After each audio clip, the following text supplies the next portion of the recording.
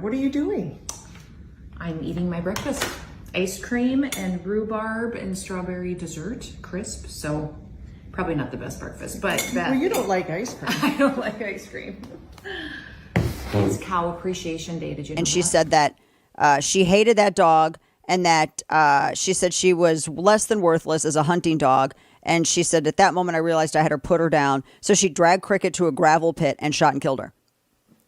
Now, again, hi from the rural Ozarks over here. My family are all farmers and ranchers. My husband grew up on a farm, and I've had working breed dogs. He's had working breed dogs. And I would love, for instance, to get a Belgian Malinois, but I don't have the time to train it. And I would rather train the dog myself to develop that relationship than not. So I realize that I do not have the time to properly train an animal. So I'm not going to get that type of animal. Bottom line is we understand dogs, and you don't have to live in South Dakota to understand dogs either. There's a difference between a very dangerous animal that something's wrong with it. It's an actual danger to other people, and a puppy that has tons of energy is a working breed dog and has not been properly trained.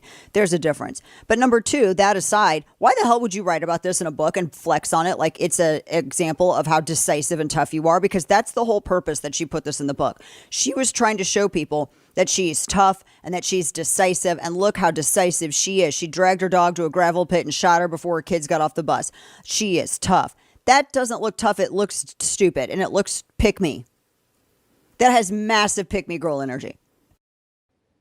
That of mine.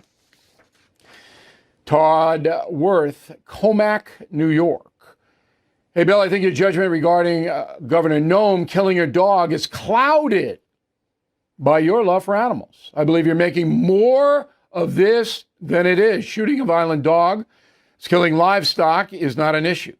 Well, I think most of Americans are disagreeing with you, Todd. Governor Noem is in major trouble. So, and it's not, I'm not making more of it. I'm just reporting what happened. And saying if I were my dog and she was eating chickens and biting me, I'd put her down too, but I do it in a more humane way. As soon as it was brought to my attention, I took action. About a book that hasn't been released yet, that's been corrected before it's been released. And you haven't said one thing about Joe Biden saying that he was in prison with Nelson Mandela. Okay, nice try. But deflecting to somebody else's bad behavior does not mask hers. She read it as soon as it was brought to my attention. And then I've met with many, many world leaders, but I'm not going to talk about the meetings as if Margaret Brennan just has some burning desire to hear about Kristi Noem's meetings with foreign leaders. She put it in her book. She's trying to test whether it's true because she knew accurately that it wasn't. And Kristi Noem's trying to brag about her self-importance without doing the very thing she says she does in this book, which is make hard choices and be this tough leader. She's not tough at all. She's too scared to even admit she lied and she screwed up in her book. It's an ongoing theme. There's another meeting she claims she had with Emmanuel Macron that she claims she canceled, which also turns out to be untrue. Her publisher's having to undo that. Every day we get a new one, Victor. Dying to death because that is so hard to watch. Oh my gosh. That was Governor Kristi Noem. We told you this last week that in her book, what is it called? The Gravel Pit. My Career, How I Killed It in the Gravel Pit. That she wrote in her book. She included in her book. Now, after she writes about, she tries to have this like weird flex where she writes about shooting her puppy. Then she says that she stared down Kim Jong-un, and her own staff was like, yeah, that didn't happen. And that got out into the press. And so then she goes on CBS. That's like as much as you're prepared. Girl, you're crumbling under pressure, and it's pressure that you created because you lied in your book. Why would you do this? This is such a disaster. Who is her public? Center Street? Do they hate her? And then there's the Kim Jong-un thing. So everybody knows, like, she didn't actually write the book. You get a ghostwriter. Every politically famous, significant celebrity person, entertainment person who has a book coming out, someone else writes it.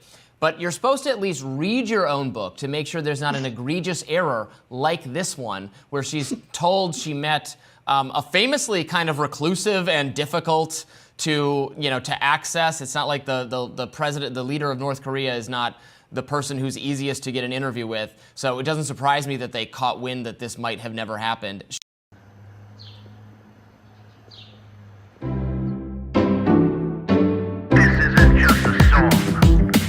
Illuminati is a thing you need to watch out for. They want to depopulate, enslave us so much more.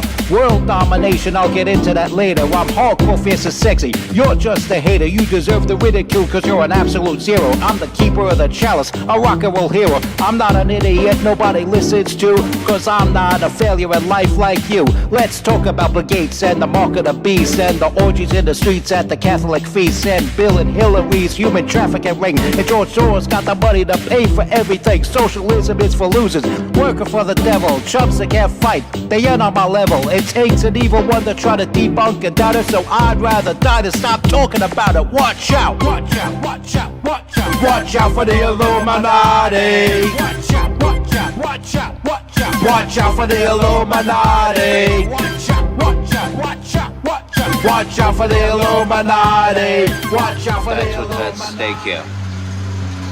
This great country represented by this beautiful flag. And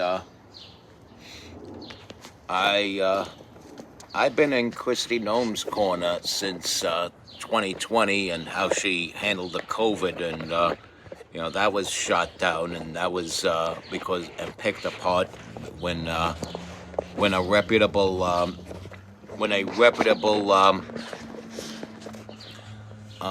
conservative talk show host and commentator picked that story apart and said it was a lot of her advisors and a lot of her legislators pushed and pushed and pushed to keep the country wide open, and she took credit for something she was forced to do. That kind of disappointed me. That has me disappointed in her. And yeah, okay, she shot a dog that's said to be a puppy. From what I was told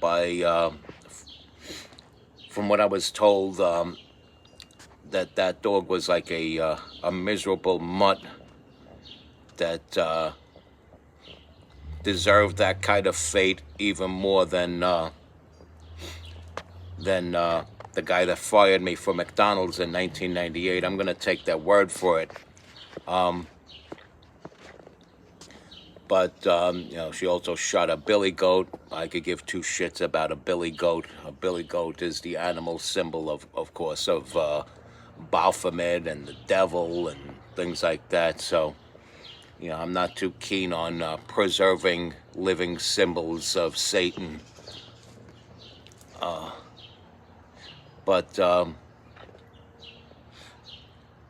the embellishment, the anecdote of having met Kim Jong-un, or is it Kim Jong-il? I forget. I think it's Kim Jong-un. Kim Jong-il was the father. But anyway, the embellishment of having met him, and she never met him at all. And I can't see why this despot dictator would want to meet up with the governor of South Dakota. But she embellished the living shit out of her life story, and I'm sorry, but Trump would be making a gravel pit grave mistake if he was to pick her for his running mate. You know, an even bigger mistake than RFK Jr. did in picking his running mate. He picked a progressive running mate, a progressive anti-gun, pro cut out your baby and throw it in the garbage running mate. And that's going to distance him from a lot of conservatives that were sort of kind of moving away from Trump towards him. He'll still get the Biden voters, the people moving away from Biden towards him. He'll still get them. But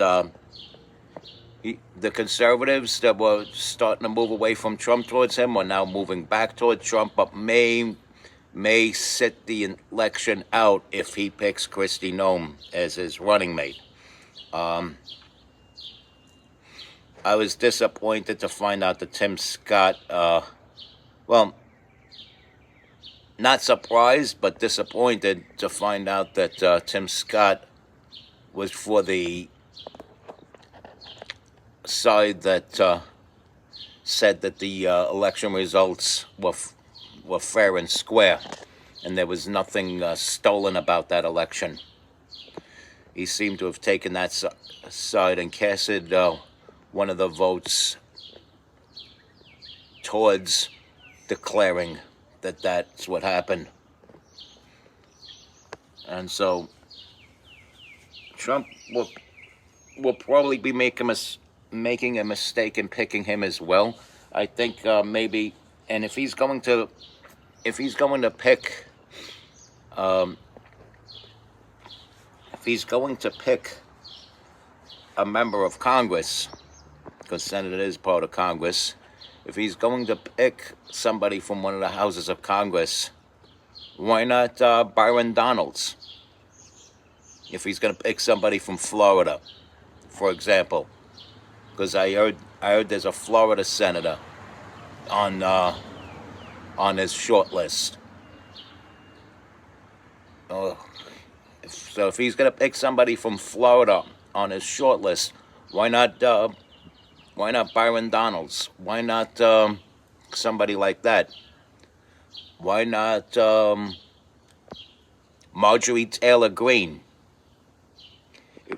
I tell you, he'd be better off picking Marjorie Taylor Greene right now than he would be picking Kristi Noem. And I still like Kristi Noem. I'm still glad that she may have shot a dog and a billy goat, but not a cat. And if she was to shoot a domestic cat, it would have been a wrap. She would have lost all my support. I would have turned my back. I would have done like Paulie in Goodfellas, reached into my robe, pull out a knot of bills, even though she's got more money than me, I'm sure, handed it to her and say, now I gotta turn my back and go back to cooking sausage and peppers on a barbecue. But yeah, realistically, Trump would not be making a good decision in picking Kristi Noem. I think if you're picking Kristi Noem, you're like helping. I'm not saying she's a communist. She's far from that. But if you pick an embellisher, you're not going to have as much success as Barack Obama did picking an embellisher. Lord knows, Lord and good God, there's the sky. See the sky? God lives up there with all his beautiful angels. That God up there, he knows that Barack Obama picked a total asswipe of an embellisher as his running mate. And of course, that was this person with the help of so many thieves stole the White House from Donald Trump in 2020. But we're going to get it back fair and square. But we're going to get it back where, beyond the shadow of a doubt, Trump will win. Trump will be the person that America puts their fists in the air and cheers for, just like they do whenever he walks into Madison Square Garden. People cheer for Donald Trump when he walks into Madison Square Garden. If there's a sporting event, they're not just cheering for the sporting event. Okay?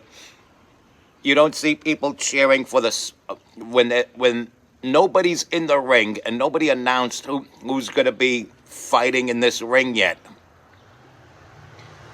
And you're not going to just have people just cheering out of nowhere just for the fact that they're at Madison Square Garden watching a UFC event. Nobody cheers for the fact that they're just at the event itself. They cheer for their favorite fighter, or if a celebrity makes an appearance, or if their favorite candidate for president of the United States enters the room.